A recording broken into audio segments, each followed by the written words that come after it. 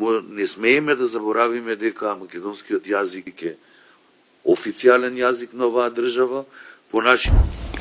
Ky është njëri nga mesazhet që marrin qytetarët që bëjnë ndonjë kundërvajtje në trafik.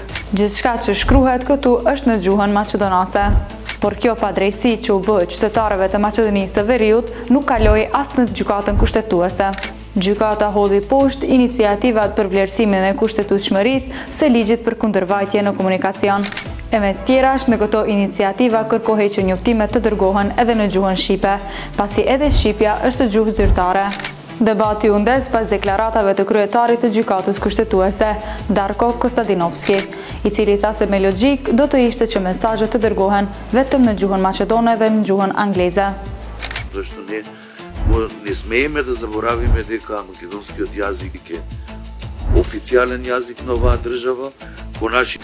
Sipas ligjeve tona, njohja e gjuhës maqedonase është e drejtë edhe detyrim për çdo qytetar. Prandaj mesazhet mund të jenë edhe në maqedonisht edhe në anglisht, deklaroi Kostadinovski. Kjo qasje u kundërshtua edhe brendtave të gjykatës, gjykatësi Fatmir Skenderi, e cili thoi absurde faktin që shteti mund të respektojë të huajt me mesazhe në anglisht, por jo qytetarët e vet në gjuhën shqipe. Reagimet të forta erdhen edhe nga politika. Nga Bashkimi Demokratik për Integrim, deklaratat e Kostadinovski u cilësuan diskriminuese dhe u kërkua dorëheqja e tij. Në ndërkohë, reagoi edhe ministri nga radhët e Vlenit, Besar Durmishi, i cili bëri thirrje kryetarit të gjykatës kushtetuese të mos merret me politikë ditore, por të mbrojë kushtetutën.